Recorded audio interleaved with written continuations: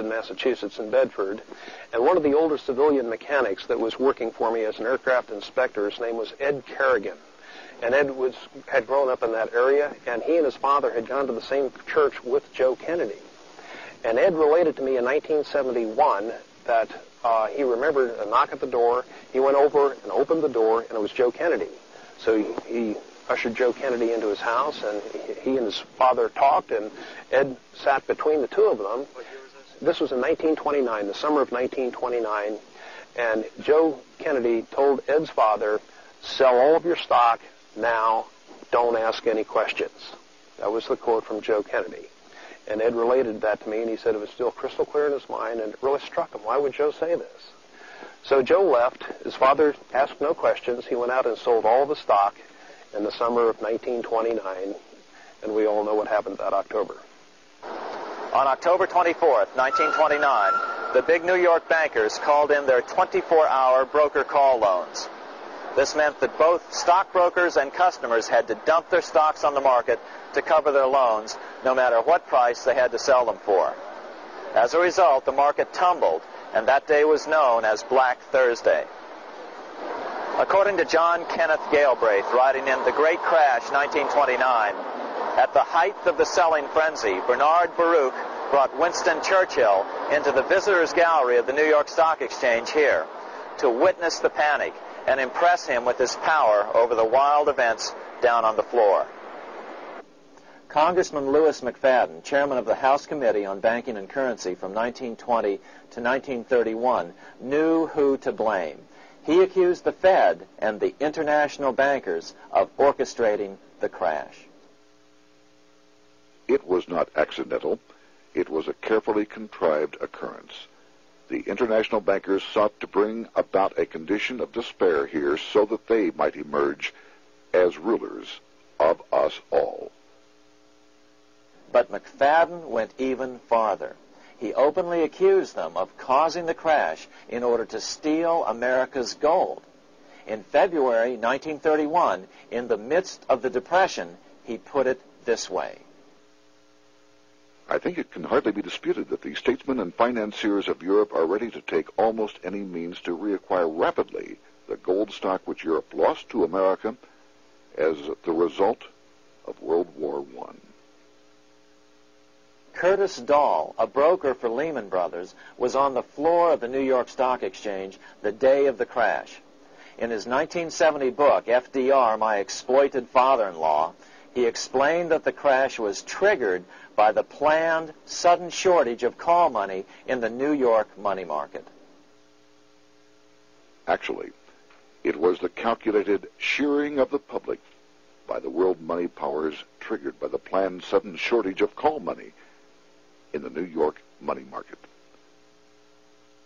Within a few weeks, $3 billion of wealth simply seemed to vanish. Within a year, $40 billion had been lost. But did it really disappear? Or was it simply consolidated in fewer hands? Joseph P. Kennedy's worth, for example, grew from $4 million in 1929 to over $100 million by 1935. And what did the Federal Reserve do? Instead of moving to help the economy out by quickly lowering interest rates to stimulate the economy, the Fed continued to brutally contract the money supply further, deepening the Depression. Between 1929 and 1933, the Fed reduced the money supply by an additional 33%. Although most Americans have never heard that the Fed was the cause of the Depression, this is well known among top economists. Milton Friedman, the Nobel Prize-winning economist now of Stanford University, said the same thing in a National Public Radio interview in January of 1996. The Federal Reserve definitely caused the Great Depression by contracting the amount of currency in circulation by 1/3 from 1929 to 1933. But the money lost by most Americans during the Depression didn't just vanish. It was just redistributed into the hands of those who had gotten out just before the crash and had purchased gold, which is always a safe place to put your money just before a depression. But America's money also went overseas. Incredibly, as President Hoover was heroically trying to rescue banks and prop up businesses, with millions of Americans starving as the Great Depression deepened, millions of dollars were being spent rebuilding Germany from damage sustained during World War I.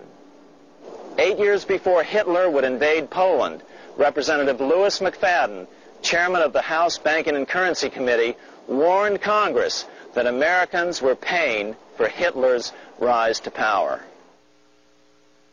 After World War I, Germany fell into the hands of the German international bankers. Those bankers bought her, and they now own her lock, stock, and barrel. They have purchased her industries. They have mortgages on her soil. They control her production. They control all her public utilities. The international German bankers have subsidized the present government of Germany, and they have also supplied every dollar of the money Adolf Hitler has used in his lavish campaign to build up a threat to the government of Brüning. When Brüning fails to obey the orders of the German international bankers, Hitler is brought forth to scare the Germans into submission. Through the Federal Reserve Board, over $30 billion of American money has been pumped into Germany. You have all heard of the spending that's taken place in Germany. Modernistic dwellings, her great planetariums, her gymnasiums, her swimming pools, her fine public highways, her perfect factories. All this was done on our money. All this was given to Germany through the Federal Reserve Board. The Federal Reserve Board has pumped so many billions of dollars into Germany that they dare not name the total. In his last year in office, Hoover desperately put forward a plan to bail out the failing banks. But he needed support from the Democratic Congress, and that was not to be had. That same year, Franklin D. Roosevelt was swept into office during the 1932 presidential election. Once Roosevelt was in office, however, sweeping emergency banking measures were immediately announced, which did nothing but increase the Fed's power over the money supply. Then, and only then, did the Fed finally begin to loosen the purse strings and feed new money out to the starving American people.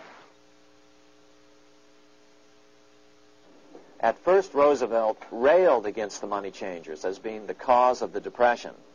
Believe it or not, this is what he said on March 4th, 1933, in his inaugural address. Practices of the unscrupulous money changers stand indicted in the court of public opinion, rejected by the hearts and minds of men. The money changers have fled from their high seats in the temple of our civilization. But 2 days later, Roosevelt declared a bank holiday and closed all banks. Later that year, Roosevelt outlawed private ownership of all gold bullion and all gold coins with the exception of rare coins. Most of the gold in the hands of the average American was in the form of gold coins. The new decree was, in effect, a confiscation. Those who didn't comply risk as much as 10 years in prison and a $10,000 fine, the equivalent of $100,000 today. Out in small-town America, some people didn't trust Roosevelt's order. Many were torn between keeping their hard-earned wealth or obeying the government. Those who did turn in their gold were paid the official price for it, $20.66 per ounce. So unpopular was the confiscation order that no one anywhere in government would take credit for authoring it. No congressman claimed it. At the signing ceremony, President Roosevelt made it clear to all present that he was not the author of it and publicly stated that he had not ever read it. Even his Secretary of the Treasury said he'd never read it either, saying it was, quote, what the experts wanted. Roosevelt convinced the public to give up their gold by saying that pooling the nation's resources was necessary to get America out of the Depression. With great fanfare, he ordered a new bullion depository built to hold the mountain of gold the U.S. government was illegally confiscating. By 1936, the U.S. bullion depository at Fort Knox was completed, and in January 1937, the gold began to flow into it. The rip-off of the ages was about to proceed. In 1935, once the gold had all been turned in, the official price of gold was suddenly raised to $35 per ounce. But the catch was, only foreigners could sell their gold at the new higher price. The money changers who had heeded Warburg's note and gotten out of the stock market